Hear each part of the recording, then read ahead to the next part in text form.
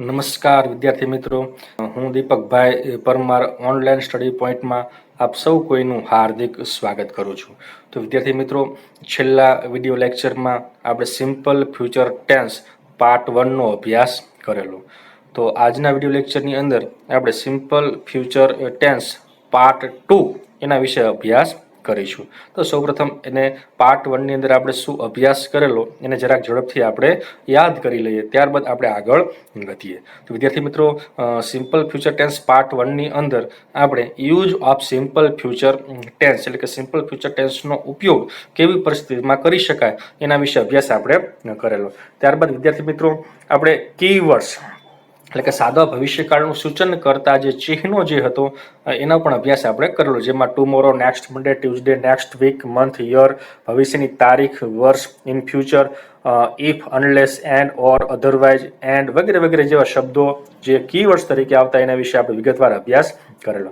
ત્યારબાદ વિદ્યાર્થી મિત્રો, આપણે જોયેલું કે સાદા ભવિષ્યકાળના જે વાક્ય રચના સાદા ભવિષ્યકાળની જે વાક્ય રચનાઓ છે એને તમે 4 પ્રકારની વાક્ય રચનામાં તમે વિભાજિત કરી શકો છો. એ 4 પ્રકારની જે વાક્ય રચનાઓ જે હતી એમાંની નંબર 1 એટલે કે શેલ વિલ વાળી વાક્ય રચના, નંબર 2 એટલે ટુ બી ગોઈંગ ટુ વાળી વાક્ય રચના, નંબર 3 એટલે two be plus verb plus ING એટલે કે ચાલુ વર્તમાનકાળની વાક્ય રચના દ્વારા સાદો ભવિષ્યકાળ, નંબર 4 એટલે ટુ બી ટુ. આ 4 પ્રકારની જે વાક્ય રચના હતી એમાંથી આપણે નંબર 1 એટલે કે સેલવિલ વાળી વાક્ય રચનાના હકાર, નકાર અને પ્રશ્નાર્થ વાક્યો, ત્યારબાદ નંબર 2 એટલે કે ટુ બી ગોઈંગ ટુ વાળી વાક્ય રચના જે છે તેના હકાર, નકાર અને પ્રશ્નાર્થ વાક્યોનો આપણે અભ્યાસ કરેલો. ત્યારબાદ આજે જે અભ્યાસ કરવાનો છે તે નંબર 3 એટલે કે સાદા ભવિષ્યકાળની જે વાક્ય રચનાઓને 4 પ્રકારની વાક્ય રચનામાં વિભાજિત કરી શકાય છે. એમાં ત્રીજા નંબરની અને ચોથા નંબરની વાક્ય રચના. તો એમાં ત્રીજા નંબરની વાક્ય રચના આપણે જોઈએ તો two be plus verb plus ING એટલે કે ચાલુ વર્તમાન કાળની વાક્ય રચના દ્વારા સાદો ભવિષ્યકાળ.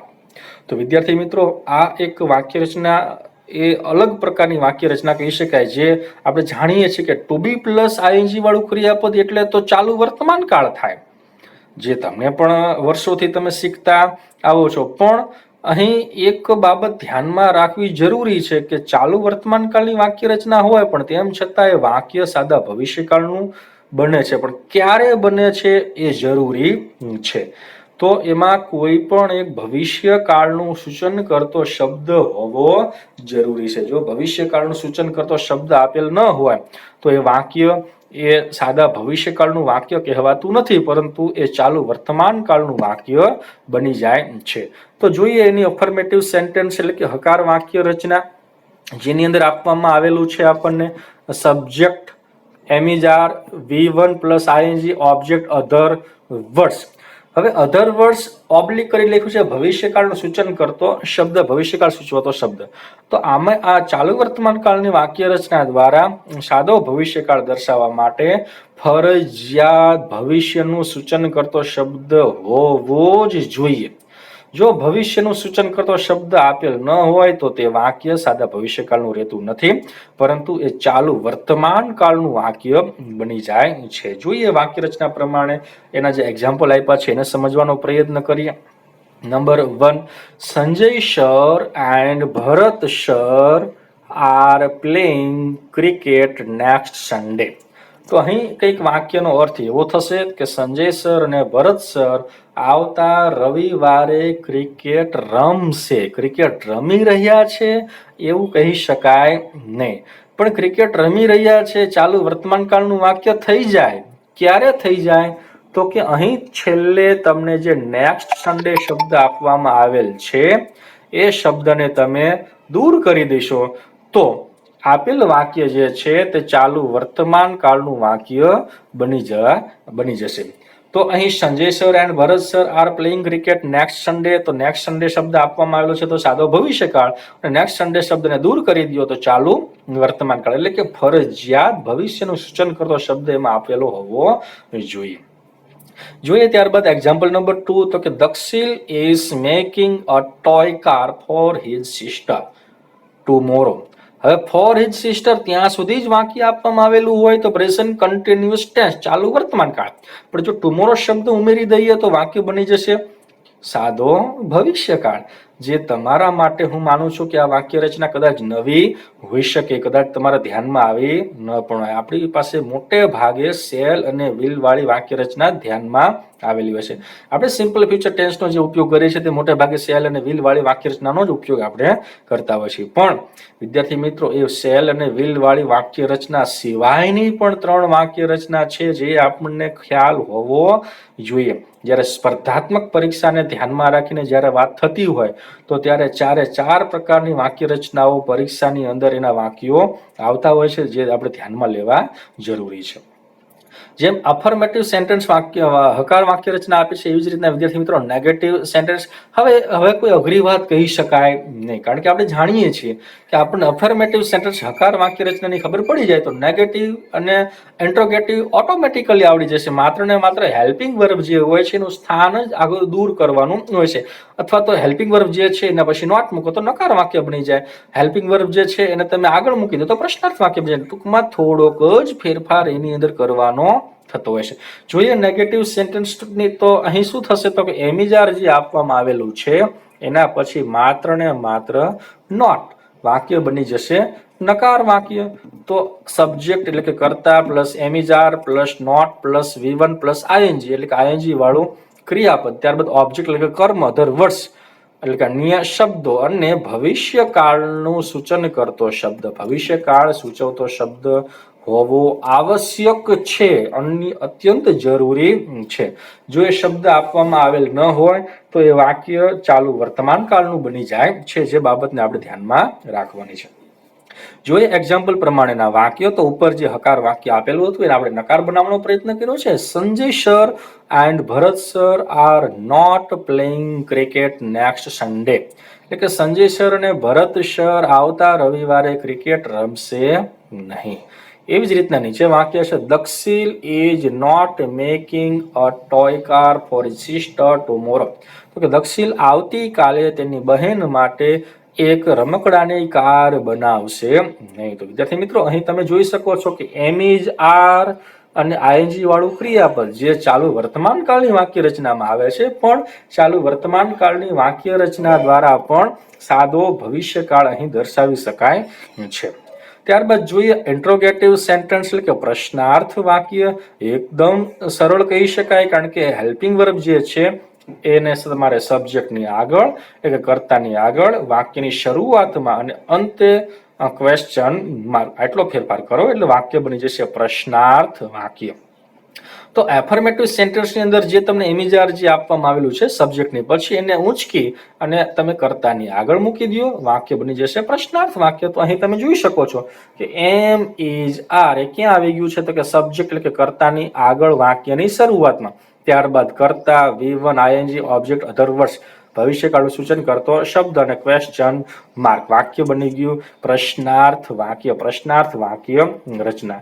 જોઈએ એના એક્ઝામ્પલ જોવાનો પ્રયત્ન કરીએ તો કે are Sanjay sir and Bharat sir playing cricket next Sunday, are Sanjay sir and Bharat sir playing cricket next Sunday. શું સંજય સર અને ભરત સર આવતા રવિવારે ક્રિકેટ રમશે? ત્યારબાદ નીચે આપ્યું છે number 2, is Dakshil making a toy car for his sister tomorrow, શું દક્ષિલ આવતીકાલે તેની બહેન માટે રમકડાની કાર બનાવશે? તો આ બંને સહાયકારક ક્રિયાપદથી શરૂ થતા પ્રશ્નાર્થ વાક્યો કહી શકાય. આપણે અગાઉના વિડીયોમાં પણ જોયું હતું કે જે પ્રશ્નાર્થ સૂચક શબ્દો હોય વોટ, વેર, વેન, વાય વગેરે વગેરે એને તમે સહાયકારક ક્રિયાપદની આગળ મૂકી દો, એનું બીજું કોઈ જગ્યા સ્થાન હોતું નથી, એટલે પ્રશ્નાર્થ સૂચક શબ્દથી શરૂ થતું પ્રશ્નાર્થ વાક્ય બની જશે. જેમ કે આર ની આગળ તમે મૂકી દો, ઇજ ની આગળ તમે એ પ્રશ્નાર્થ સૂચક શબ્દને તમે મૂકી શકો છો. તો આ વાત થઈ two be plus V1 plus ING એટલે કે ચાલુ વર્તમાન કાળની વાક્ય રચના દ્વારા સાદો ભવિષ્યકાળ એની હકાર વાક્ય રચના, નકાર વાક્ય રચના અને પ્રશ્નાર્થ વાક્ય રચના. ત્યારબાદ સિમ્પલ ફ્યુચર ટેન્સના વાક્યોને તમે જે 4 ભાગની અંદર વિભાજિત કરી શકો છો વાક્ય રચનાઓને, એમાં ચોથા નંબરની વાક્ય રચના એટલે ટુ બી ટુ, તો એને પણ આપણે જોવાનો પ્રયત્ન કરીએ. તો અહીં નંબર 4 ની અંદર તમને ટુ બી ટુ આપવામાં આવેલું છે. સૌપ્રથમ ટુ બી એટલે શું? તો કે ટુ બી એટલે એમ ઇઝ આર, અને ટુ એટલે ટુ વાળું ક્રિયાપદ, ટુ બી એટલે એમ ઇઝ આર, અને ટુ એટલે ટુ વાળું ક્રિયાપદ. જ્યારે સિમ્પલ ફ્યુચર ટેન્સની વાત થતી હોય ત્યારે ટુ બી એટલે એમ ઇઝ આર. બરાબર, તો અહીં તમારે ભવિષ્યમાં આમ કરવાનો ઈરાદો હતો, ભવિષ્યમાં આમ થવાનું, ભવિષ્યમાં આમ કરવાનો ઈરાદો છે, ભવિષ્યમાં આમ થવાનું છે, એવા સંદર્ભમાં તમે ટુ બી ટુ નો ઉપયોગ તમે કરી શકો છો. જ્યારે વોઝ વેર નો ઉપયોગ થાય તો ભવિષ્યમાં આમ કરવાનો ઈરાદો હતો એવું તમારે દર્શાવવાનું હોય તો તમે વોઝ વેર નો ઉપયોગ પણ આમાં કરી શકો છો. પણ જ્યારે સિમ્પલ ફ્યુચર ટેન્સના સંદર્ભમાં વાત થતી હોય ત્યારે ટુ બી એટલે એમ ઇઝ આર, અને ટુ એટલે ટુ વાળું મૂળ ક્રિયાપદ. જોઈએ હકાર વાક્ય રચના, અફર્મેટિવ સેન્ટેન્સ. સૌપ્રથમ આવશે સબ્જેક્ટ, ત્યારબાદ એમ ઇઝ આર, ત્યારબાદ to plus V1 object other words. તો અહીં કર્તા તરીકે શું આપેલું છે તેને ધ્યાનમાં રાખીને તમારે એમ ઇઝ આર લખવાનું થાય, જે અત્યંત સામાન્ય બાબત છે, તો એ હવે કહેવાની જરૂર એમાં હોતી નથી. ત્યારબાદ ટુ પ્લસ V1 એટલે કે ટુ વાળું મૂળ ક્રિયાપદ અને કર્મ અને અન્ય શબ્દો. એક્ઝામ્પલ જોઈએ આપણે વાક્ય રચનાને ધ્યાનમાં રાખીને. Number 1, Dakshil is to finish his homework tomorrow. Dakshil is to finish his homework tomorrow. તો દક્ષિલ આવતીકાલે તેનું ગૃહ કાર્ય પૂર્ણ કરશે. દક્ષિલ આવતીકાલે તેનું ગૃહ કાર્ય પૂર્ણ કરશે. Number 2, Jiya and her mother are to visit the zoo next month. Jiya અને તેની માતા આવતા મહિને પ્રાણી સંગ્રહાલયની મુલાકાત લેશે. તો બંને વાક્યો જે છે એમાં તમે રેડ લેટરની અંદર જોઈ શકો છો, is to finish, are to visit. તો અહીં તમે જોઈ શકો છો am is are, to plus V1, તો એ પ્રમાણે તમે ક્રિયાપદનો ઉપયોગ કરેલો છે. બાકી સબ્જેક્ટ હોય, ઓબ્જેક્ટ હોય, અધર વર્ડ્સ હોય, બધી જ વાક્ય રચનાઓની અંદર આવે જ.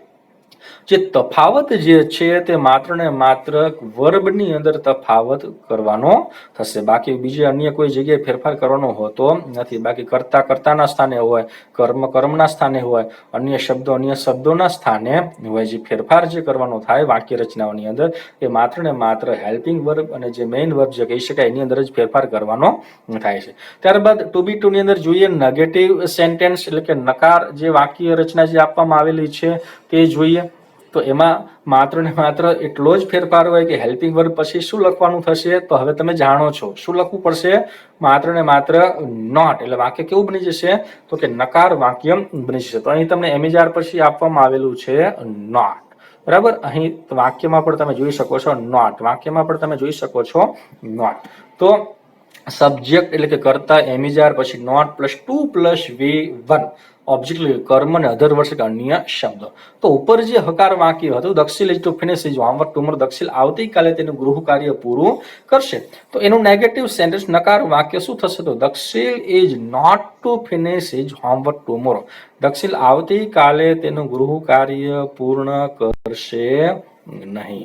એવી જ રીતના એક્ઝામ્પલ નંબર 2 પણ તમે જોઈ શકો છો, Jiya and her mother are. ઉપર હકાર વાક્યમાં હતું Jiya and her mother are to visit the zoo next month. જ્યારે નકાર બનાવીએ તો શું આવી જશે, એમ ઇઝ આર પછી નોટ.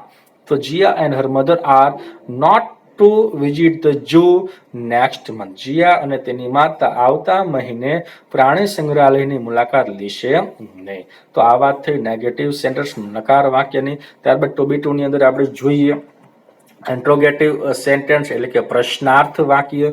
તો પ્રશ્નાર્થ વાક્યમાં આપણે જાણીએ છીએ કે જે હેલ્પિંગ વર્બ હોય તેને સબ્જેક્ટની આગળ, કર્તાની આગળ વાક્યની શરૂઆતમાં લખવાનું થશે. તો am is are subject, to plus V1 object other words અને એટલે કે અન્ય શબ્દો અને ક્વેશ્ચન માર્ક.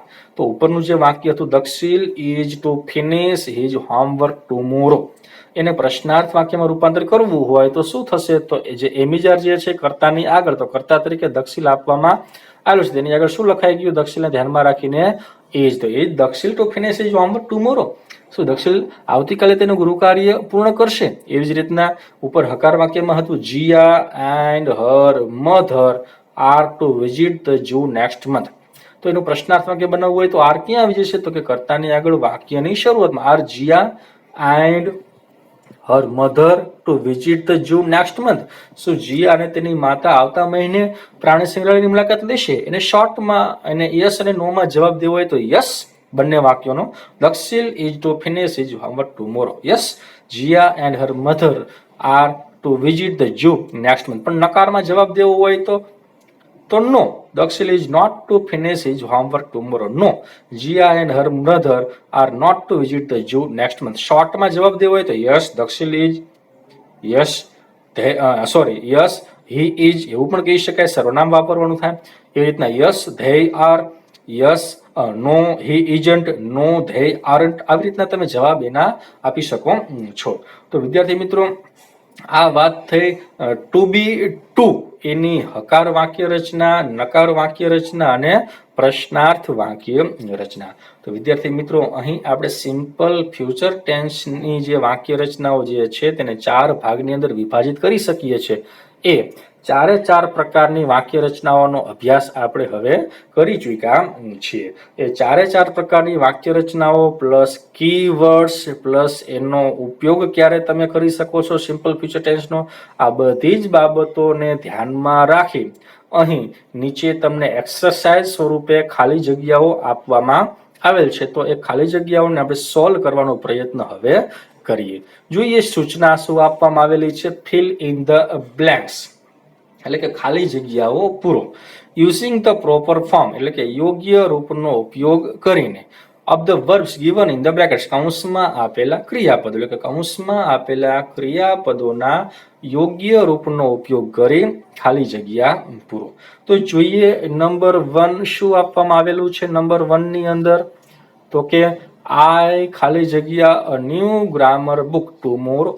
તો કૌંસમાં આપ્યું છે ટુ બાય. તો વિદ્યાર્થી મિત્રો અહીં આપણે એક પ્રશ્ન થશે કે જવાબ તરીકે કઈ વાક્ય રચનાનો ઉપયોગ કરવો.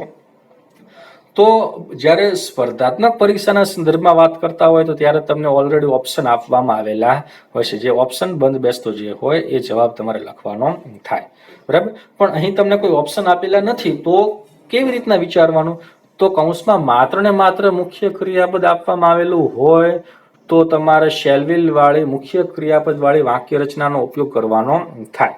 કૌંસમાં તમને ટુ ગો અથવા તો ગોઈંગ પ્લસ કોઈ પણ મુખ્ય ક્રિયાપદ આપવામાં આવેલું હોય તો ટુ બી ગોઈંગ ટુ વાળી વાક્ય રચનાનો ઉપયોગ કરવાનો થાય.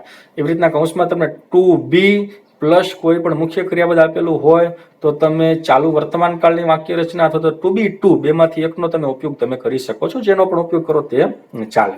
તો અહીં તમે જોઈ શકો છો કે અહીં તમારે કોનો ઉપયોગ કરવાનો થશે તો કે કૌંસમાં ટુ બાય એટલે કે શેલ વાળી વાક્ય રચના કહી શકાય. તો જવાબ તરીકે શું લખવાનું થશે તો કે અહીં સૌપ્રથમ પહેલા કીવર્ડ્સ તો કે ટુમોરો આપેલું છે જે સાદા ભવિષ્યકાળનું સૂચન કરે છે. 4 પ્રકારની વાક્ય રચના છે. એમાંની પ્રથમ પ્રકારની વાક્ય રચના કે શેલ વાળી વાક્ય રચનાથી જવાબ લખવાનો છે. તો જવાબ તરીકે શેલ અને V1 એક્ટિવ વોઇસની ધ્યાનમાં રાખીને જવાબ લખવાનો થાય. જો પેશી હોત તો આપણે શેલ ની સાથે B પ્લસ V3 લખવાનું થાય જે અત્યારે આપણે જોવાનું નથી. તો નંબર 1 આઈ ની સાથે આવશે શેલ અથવા વિલ, જે લખવું હોય તે લખી શકાય. તો અહીં I shall buy a new grammar book tomorrow આવો કંઈક જવાબ થશે. ત્યારબાદ જોઈએ નંબર 2 ખાલી જગ્યા વી ખાલી જગ્યા ફોર અ પિકનિક ટુમોરો. તો કૌંસમાં આપ્યું છે to be plus to go. તો વિદ્યાર્થી મિત્રો અહીં તમે જોઈ શકો છો કે હવે તમે શેલ નો ઉપયોગ આમાં કરી શકશો નહીં.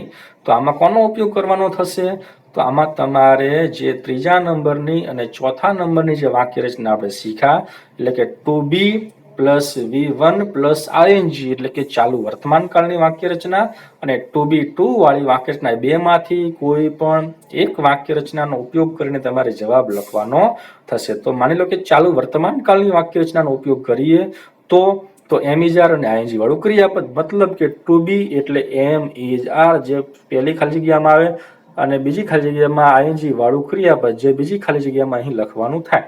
હવે એમ ઇઝ આર માંથી શું લખવું તો વીને ધ્યાનમાં રાખીને લખાય. શું લખાશે તો કે જવાબ લખવાનો થશે આર. શું લખવાનું થશે આર. ત્યારે બીજી ખાલી જગ્યાની અંદર અહીં શું લખવાનું થશે તો કે બીજી ખાલી જગ્યાની અંદર આઈએનજી વાળું ક્રિયાપદ એટલે કે અહીં તમારે ગોઈંગ લખવાનું થશે, બરાબર. તો આવો કંઈક જવાબ થશે કે are we going for a picnic tomorrow. શું આપણે આવતીકાલે પિકનિકમાં જવાના છીએ. એવી જ રીતના તમારે ટુ બી ટુ નો ઉપયોગ કરવો હોય તો આર વી ત્યારબાદ to go, are we to go for a picnic tomorrow, આવી રીતના જવાબ લખવાનો થશે. બંનેથી જવાબ તમે લખી શકો છો, એમાં કોઈ બાંધછોડ હોતી નથી, બંને જવાબ સાચા બને, કારણ કે 4 પ્રકારની વાક્ય રચનામાં તમે વિભાજિત કરી શકો છો. ત્યારબાદ નંબર 3 જોઈએ. If you teach us music, જો તમે મને મ્યુઝિક શીખવશો તો વી ખાલી જગ્યા સોંગ્સ, કૌંસમાં આપ્યું છે સિંગ. તો અહીં જ્યારે if, unless, or, otherwise, and આવા જ્યારે કીવર્ડ્સ આપવામાં આવેલા હોય છે ત્યારે તમારે માત્ર ને માત્ર શેલ વિલ વાળી મુખ્ય ક્રિયાપદ વાળી વાક્ય રચનાનો જ ઉપયોગ કરવાનો થાય. ત્યારે તમારે ટુ બી ગોઈંગ ટુ કે ટુ બી ટુ કે એનો ઉપયોગ કરીને જવાબ લખવાનો હોતો નથી. તો અહીં તમારે જવાબ તરીકે શું લખવું પડશે? તો તમારે વિચારવાનું પહેલા કે નંબર 1 તો કે ઇફ શબ્દ આપેલો છે. નંબર 2 ખાલી જગ્યા સિવાયનું વાક્ય યુ ટીચ, જે સિમ્પલ પ્રેઝન્ટ ટેન્સ એટલે કે સાદા વર્તમાન કાળનું સૂચન કરે છે. તો બાકી રહેલું વાક્ય કયા ટેન્સનું હોય? તો કે બાકી રહેલું વાક્ય એ સિમ્પલ ફ્યુચર ટેન્સનું હોય. તો સિમ્પલ ફ્યુચર ટેન્સની અંદર શું આવશે? તો કે શેલ વિલ અને મૂળ ક્રિયાપદ. તો વિલની સાથે તમે શેલ પણ લખી શકો અને વિલ પણ લખી શકો. તો શું આવશે જવાબ? તો કે શેલ સિંગ અથવા તો વિલ સિંગ. તો જવાબ કંઈક વાક્ય આવું બનશે. If you teach us music we shall sing songs. If you teach us music we will sing songs. બરાબર. જોઈએ નંબર 4. અનલેસ ઇટ રેન્સ, એટલે કે જો વરસાદ થશે નહીં તો ધ ફાર્મર ખાલી જગ્યા નોટ ખાલી જગ્યા ગુડ ક્રોપ્સ. તો અહીં તમને ઓળખ સૂચવતા ચિહ્ન તરીકે અનલેસ આપેલું છે. એક વાક્ય સાદા વર્તમાન કાળનું છે તો બીજું વાક્ય સાદા ભવિષ્ય કાળનું થાય. તો જવાબ કંઈક એવો થશે, શેલ વિલ અને સાથે મૂળ ક્રિયાપદ ધ ફાર્મરની સાથે આવશે. અહીં વિલ જ્યારે બીજી ખાલી જગ્યાની અંદર આવશે મૂળ ક્રિયાપદ એટલે કે માત્ર ને માત્ર ગેટ. બરાબર. તો કંઈક વાક્ય આવું બનશે. Unless it rains the farmer will not get good crops. જો વરસાદ થશે નહીં તો ખેડૂતને સારો પાક પ્રાપ્ત થશે નહીં. જોઈએ number 5. If you go to your teacher, જો તમે તમારા ટીચર પાસે જશો તો યુ ખાલી જગ્યા સમથિંગ લર્ન એટલે કે શીખો, તો તમે કંઈક શીખશો. તો અહીં પણ તમને આપ્યું છે ઇફ કીવર્ડ્સ તરીકે. એક વાક્ય સાદા વર્તમાન કાળનું છે તો બીજું વાક્ય કયા ટેન્સનું હોય? Simple future tense. તો સિમ્પલ ફ્યુચર ટેન્સ એટલે શેલ વિલ, એટલે યુની સાથે શેલ લખી શકાય છે ને, એટલા માટે વિલ. અને લર્નનું લર્ન, તો યુ વિલ લર્ન સમથિંગ એટલે કે વિલ લર્ન, એવો જવાબ આવશે. જોઈએ નંબર 6. ઇફ યુ લાફ, જો તમે હસશો, એ વખત હસો. ઇફ યુ લાફ, જો તમે હસશો. ધ વર્લ્ડ ખાલી જગ્યા વિથ યુ, તો વિશ્વ પણ તમારી સાથે હસશે. But if you cry the world will not cry with you, જો તમે રડશો તો આ વિશ્વ તમારી સાથે રડશે નહીં. બટ ઇફ યુ લાફ, પણ જો તમે હસશો તો world will laugh with you, તો વિશ્વ પણ તમારી સાથે હસશે. તો જોઈએ નંબર 6. તો એમાં તમને ઇફ શબ્દ આપવામાં આવેલો છે. ઇફ યુ પછી લાફ, જે મૂળ ક્રિયાપદ છે સિમ્પલ પ્રેઝન્ટ ટેન્સ દર્શાવે છે. બાકી રહેલી ખાલી જગ્યા કયા ટેન્સની હોય? તો કે સિમ્પલ ફ્યુચર ટેન્સની હોય. તો સિમ્પલ ફ્યુચર ટેન્સ હોય તો વિલ અને મૂળ ક્રિયાપદ. તો અહીં જવાબ આવશે વિલ લાફ, તો કે the world will laugh with you. જોઈએ નંબર 7. આઈ ખાલી જગ્યા to your house if you invite me. If you invite me એટલે કે જો તમે મને આમંત્રણ આપશો. તો અહીં કીવર્ડ્સ તરીકે ઇફ આપ્યું છે. ઇફની સાથે ઇન્વાઇટ એટલે કે યુની સાથે ઇન્વાઇટ એટલે કે સિમ્પલ પ્રેઝન્ટ ટેન્સ આપ્યું છે. તો ખાલી જગ્યા સિવાયનું વાક્ય સિમ્પલ પ્રેઝન્ટ ટેન્સનું હોય તો ખાલી જગ્યા કયા ટેન્સથી પૂરવાની થશે? Simple future tense. તો શેલ વિલ અને મૂળ ક્રિયાપદ. તો જવાબ આવશે આઈની સાથે શેલ અને કમનું કમ. તો કે I shall come to your house if you invite me. બરાબર. તમે અહીં શેલને બદલે તમે વિલનો ઉપયોગ પણ કરી શકો છો. આવું પણ વાક્ય બનાવી શકાય. I will come to your house if you invite me.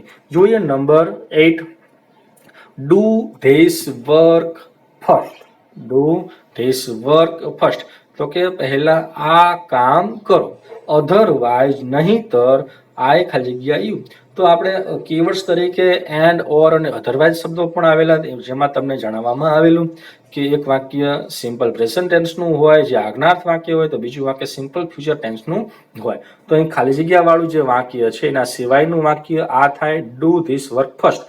Simple present ટેન્સનું આજ્ઞાર્થ વાક્ય જ છે.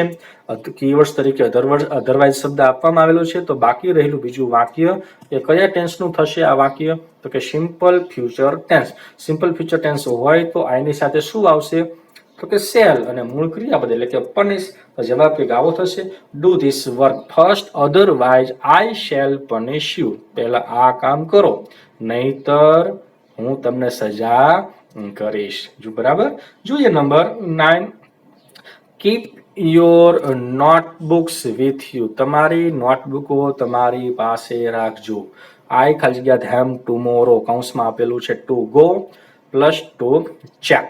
તો અહીં to go plus to check છે, મતલબ એવો થાય કે તમારે ટુ બી ગોઈંગ ટુ વાળી જે વાક્ય રચના છે એનાથી જવાબ લખવાનો થશે. તો ટુ બી ગોઈંગ ટુ વાળી વાક્ય રચના હોય તો ટુ બી એટલે એમિજાર અને ગોઈંગ ટુ અને પ્લસ મૂળ ક્રિયાપદ. તો અહીં આઈની સાથે શું લખવાનું થશે? ટુ બી એટલે તો કે એમ, ત્યારબાદ ગોઈંગ ટુ અને ત્યારબાદ મૂળ ક્રિયાપદ એટલે કે ચેક. બરાબર. તો કંઈક આવો જવાબ થશે I am going to check. I am going to check them tomorrow. Keep your notebooks with you. તમારી નોટબુકો તમારી પાસે રાખજો, હું આવતીકાલે તેઓને ચકાસીશ. જોઈએ નંબર 10 એટલે કે છેલ્લું વાક્ય. ઇન ધ ફ્યુચર ભવિષ્યમાં આઈ ખાલી જગ્યાએ ગ્રેટ ડોક્ટર કૌંસમાં આપી છે ટુ બી. તો અહીં ઓળખ સૂચવતા ચિહ્નો તરીકે શબ્દ જ છે ફ્યુચર. ઇન ધ ફ્યુચર ભવિષ્યમાં. હવે ભવિષ્યમાં તો સિમ્પલ ફ્યુચર ટેન્સ, આઈની સાથે શેલ અથવા તો વિલ અને ત્યારબાદ મૂળ ક્રિયાપદ ટુ બી, તો એનું મૂળ ક્રિયાપદ બી થશે. તો ઇન ધ ફ્યુચર ભવિષ્યમાં I will be a great doctor અથવા તો આઈ shall be a great doctor. તો કે ભવિષ્યમાં હું એક મહાન ડોક્ટર થઈશ. વિદ્યાર્થી મિત્રો, અહીં આપણે સિમ્પલ ફ્યુચર ટેન્સ ને સંપૂર્ણપણે પૂર્ણ કરીએ છીએ. આશા રાખું છું કે તમને સિમ્પલ ફ્યુચર ટેન્સની ચારે ચાર જે વાક્ય રચનાઓ જે છે તે તમને પૂરેપૂરી તમને સમજાઈ ગઈ હશે. તો વિદ્યાર્થી મિત્રો, જો મારો આ વિડીયો તમને પસંદ આવ્યો હોય તો લાઈક કરજો અને વધુમાં વધુ વિદ્યાર્થીઓ સુધી તેને શેર કરજો. અને હા, સબસ્ક્રાઇબ કરવાનું ભૂલશો નહીં અને બાજુમાં રહેલા બેલ આઇકનને પણ પ્રેસ કરજો કે જેથી કરીને આવનારા વિડીયોની નોટિફિકેશન્સ તમને સૌથી પહેલા મળી જાય.